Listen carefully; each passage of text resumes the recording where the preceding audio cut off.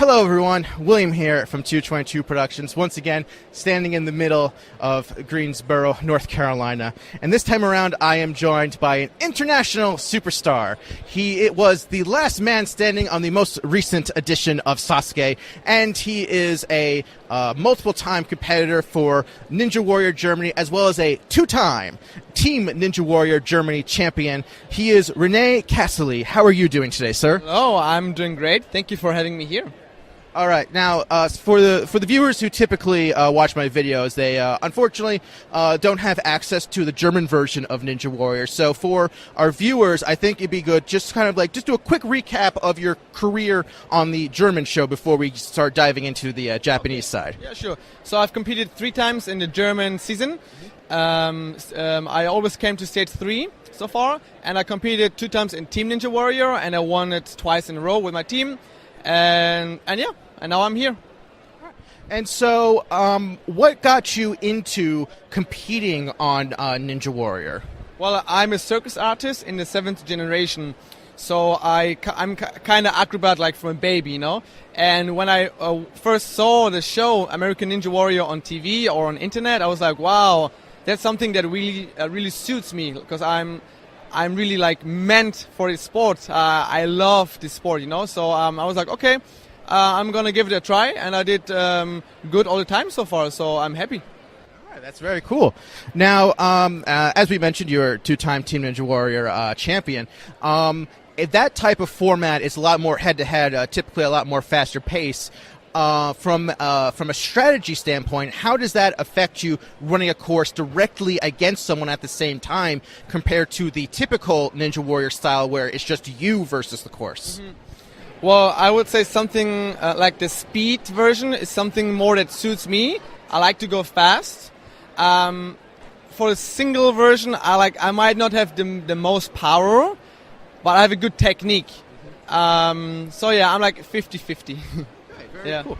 So one thing that we mentioned is that you are a 7th generation circus performer, and if we look at your Instagram online, we see that you do work with elephants.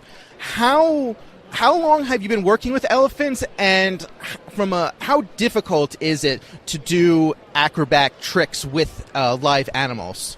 Well, like I said, I am 7th generation, so I was born in the circus. My parents, or my father, had the elephants before he actually had me. So when I was born, I kind of grew up with the elephants. So for me, these elephants are like my brothers and my sisters. It's a part of a family. And yet, because I spent all my life with them, I kind of built this special relationship, this bond with these animals, so they trust me. And that's why it's really easy for me to do all those stunts and learn new tricks with them. All right. So, interesting. Okay. That actually might affect me a little bit.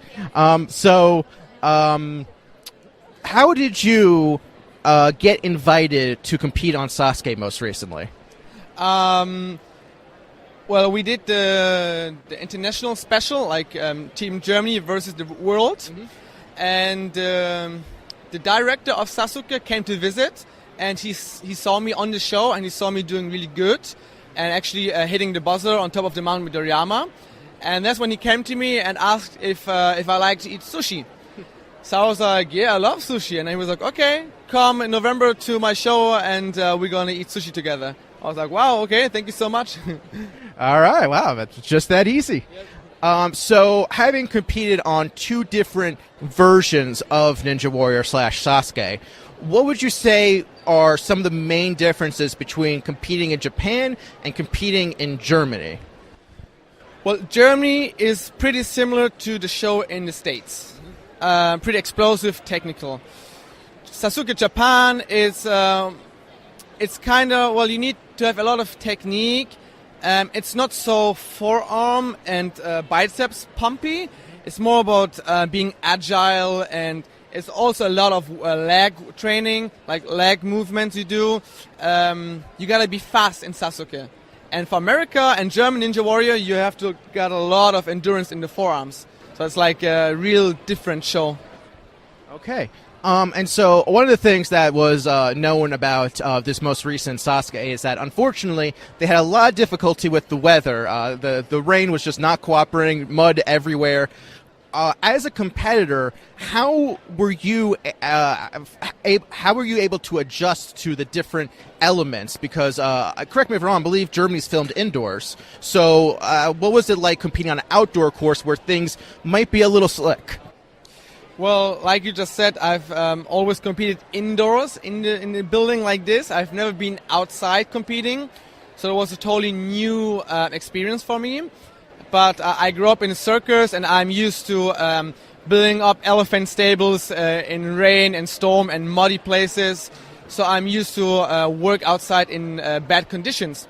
So this little bit of rain didn't really affect me at all. And one of the other things that the show touched up upon is that, unfortunately, they were unable to use the rolling log for stage 2. Have you attempted a rolling log before, and how, if you had to do that obstacle, how confident would you have been doing that? Yeah, unfortunately, we didn't have the rolling log in the show. I've never been on that obstacle, ever.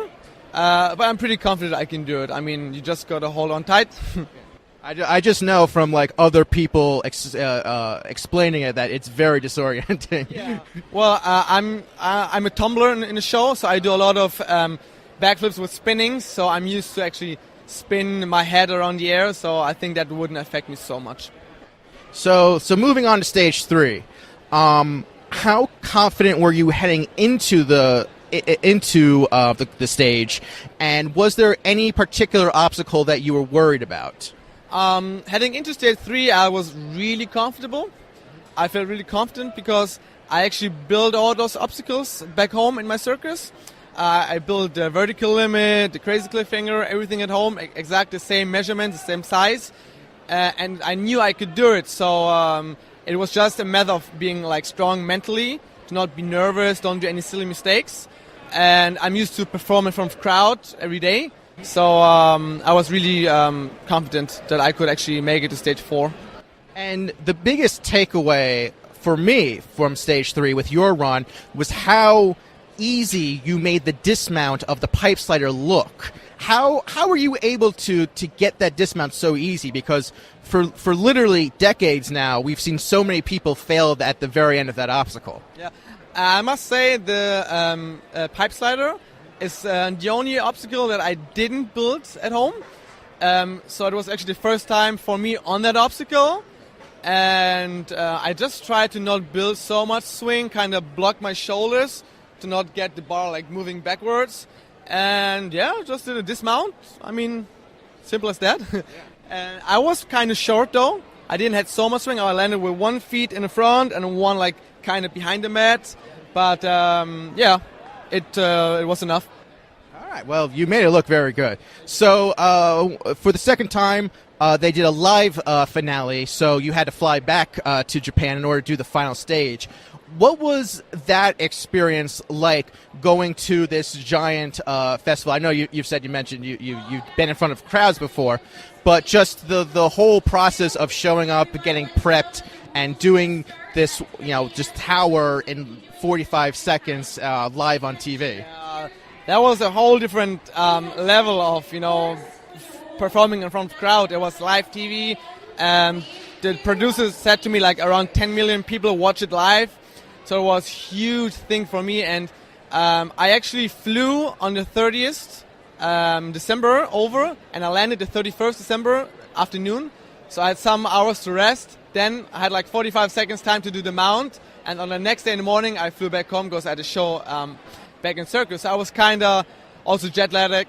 But yeah, unfortunately, I didn't make stage 4. I couldn't make it. I failed at the salmon ladder because once you're there in stage 4, you just have to risk it all, because you might just have that opportunity one time in your life.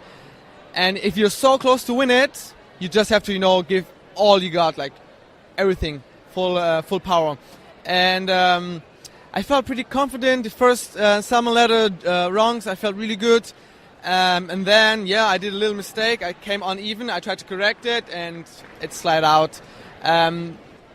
it wasn't a mistake of league of power. It was just a mistake of being too hectical because I knew the clock was ticking, so I had to go fast. And yeah, but I got invited again to go to Sasuke this year, so I'm gonna try my luck again, and hopefully this time I can make history. Have you done anything different training-wise in preparation for the next season of Sasuke and Ninja Warrior Germany? Actually not. I have had a few months of rest. I've been more concentrated on my circus career, training new tricks with my girlfriend. So now I'm actually using this opportunity here at the NNL to come back in that ninja competition mode. And speaking of NNL, you successfully cleared the first stage in the first night. I believe you were actually the first person to clear stage 1. I was doing commentary for that. I was very excited to see that. What did you think of stage 1 and your performance? Well, I was the first one clearing it, so I've never seen someone before me does it, so I didn't know how much time, like if I had to speed through or if I could take a rest. I didn't know like the technique. So I just tried to go as fast as possible. I did had some mistakes at the fidget spinners. Yeah. So that cost me a lot of time, and I just barely actually hit the buzzer in time. I had like 1.8 seconds left. I could have definitely done it faster if I wouldn't have messed up the fidget. But I'm just happy I made it through, and I'm just excited to go on stage 2.